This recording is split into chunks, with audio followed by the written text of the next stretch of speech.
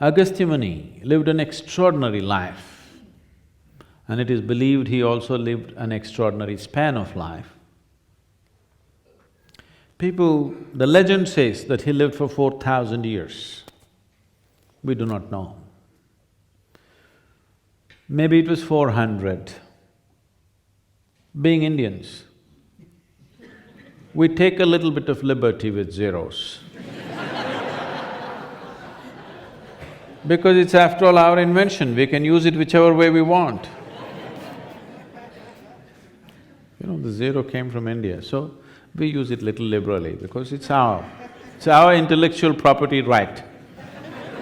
We can use zeros without tax. So we do not know exactly how many years, but looking at the travels that he did by foot, I have traveled much more than him, but I jet. He did it by foot.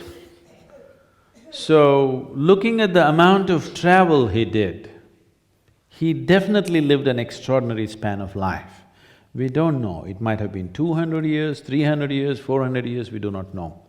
But he lived an extraordinary span of life just looking at the distance he covered in his lifetime. If you go to the southern peninsula of India, Deccan Plateau as it is referred to, anywhere south of Vindhyachal, if you go, almost every village you go to, people will say, Agastya Muni meditated here, Agastya Muni lived in this cave, Agastya Muni planted this tree. Endless number of stories like this. Because he did not spare a single human habitation. He went to every human habitation south of Himalayas and touched every human habitation and made spiritual process not as a teaching, not as a religion, not as some kind of philosophy, but just as a part of life.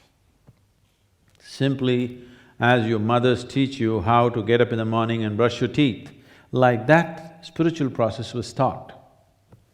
The remnants of that, even today, live in the culture, especially in the southern part of the country.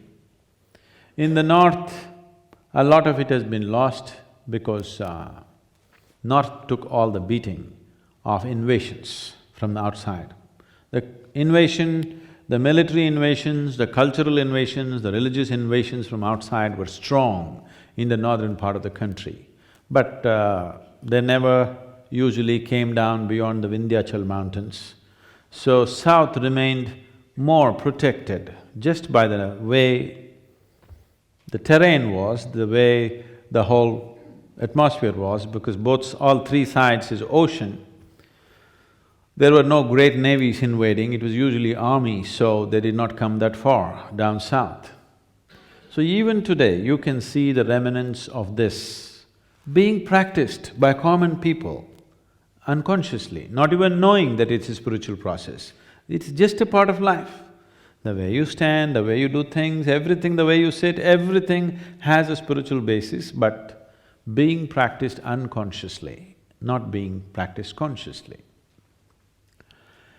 If I go to a village somewhere in South India, it is true in many parts of North India too, an illiterate person, a completely illiterate person, if I go there, he will not ask, I want a golden horse or something. He will say, Ayya enakku mukti venungaya. He will say, I want ultimate liberation. Nowhere else on this planet is this possible. A completely illiterate person who's never read any scripture, he's never heard any spiritual teaching in his life, nothing. But he knows, somewhere within himself, the culture has told him that he must seek for his ultimate liberation. That means he must seek for a dimension beyond his present existence, the way it is right now. This awareness got so deeply built into the culture that knowingly, unknowingly, people started seeking it. So today it has become too much unknowingly. In spite of 8 to 10 generations of absolute poverty, you will still see there is a certain sense of balance, a certain sense of joy, a certain sense of contentment in them which you rarely see anywhere else on the planet, in spite of almost 10 generations of absolute deprivation on the material level. So this work that Adiyogi did, in terms of contributing to human consciousness, no other being has ever made such a huge contribution, because the technologies for evolving human consciousness, he laid it out so clearly that it does not matter in how many ways you look at it, you cannot come up with one new thing in your life. It is just, you can only repeat what he has said. Whatever you think is a brilliant idea, if you come up with it, you will see he said it over 15,000 years ago. What Charles Darwin said 200 years ago, which is a revolution in human thought, that life can evolve from one dimension to another, is an absolute revolution. But this did not happen 200 years ago. This happened a few thousand years ago. Adiyogi clearly said, whatever the nature of life right now, if you give it a possibility, it can evolve into a completely new dimension that you cannot recognize the previous form. To that extent it can evolve. Without… he said it so categorically, he did not leave any ambiguity about it. When Charles Darwin said it, there was ambiguity about it. People could argue with it. Adiyogi did not leave any room for argument. He said, this is the way life happens. And if you do not know this, from this basic aspect of yoga, this is the reason why every yogasana is named after an animal. Do you know this? Almost every yoga posture that you practice is named after an animal, because it is the science of evolving yourself. And when we say, from this evolved what is considered or referred to as the avatars, the 9 times, the 9 different forms in which the divine appeared. The first form was fish.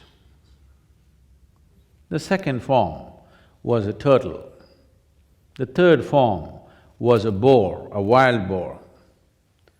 The fourth form was half man, half animal.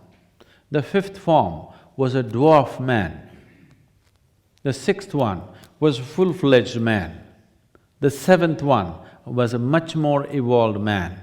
Eighth one was an extremely meditative man. The ninth one was a pure, loving and meditative quality of a man. These things were said thousands of years ago.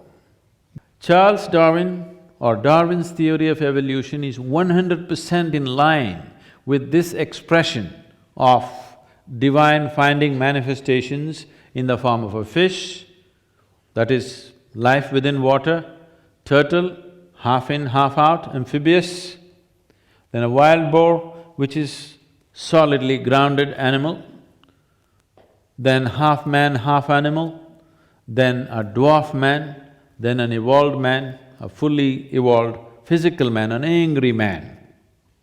Parshuram is one of the avatars, a very angry, fighting man. The next one is a loving man, the next one is a meditative man. Like this was given thousands of years ago. Why I'm saying this to you is, this possibility that a human being can evolve beyond his present limitations is the most significant thing that needs to be planted in human mind right now, because he's empowered like never before. He cannot afford to be stupid anymore. He's empowered like never before, he just cannot afford stupidity anymore. Because when you are not empowered, if you are stupid, it's okay. The world can take it. If you are a little ant, you could crawl on anybody you want. Suppose you grew up into a huge elephant, Now, please don't crawl on anybody you want, because wherever you walk, destruction will happen. So, a human being is becoming more and more powerful, but unfortunately not more and more sensible. In today's world, for the first time, for the very first time in the history of humanity, today we are empowered enough to address just about any problem on the planet. We have the needed resource, capability and technology. We can address and fix just about anything on the planet. This was not even possible 25 years ago. This, I want you to understand this. This is for the very first time in the very history of humanity. Such a possibility, such a capability, such levels of resource and such technologies never ever was possible. This is for the very first time. At the same time, we also have the capability for the first time, if we want, we can split the planet Earth into two. Yes? We have enough explosive power with us. If we put it in the right place, we can actually break the planet into two or into many pieces. We are even capable of that. That is also for the first time. So in terms of what we can do to make everything wonderful here, we are capable like never before. In terms of how to make everything absolutely horrible on this planet, we are capable like never before. In terms of obliterating the very life of the planet, also we are capable like never before. Now, what we are going to do is essentially going to be determined by how much investment are we going to make to raise human consciousness? How much investment are we going to make this idea that a human being can move into another possible dimension, into a reality in our lives? Right now, the investment towards that is almost nil. No government in the world is investing anything, no society in the world is investing anything much. Individual human beings here and there doing a little bit, but no organized effort to raise human consciousness is happening, isn't it?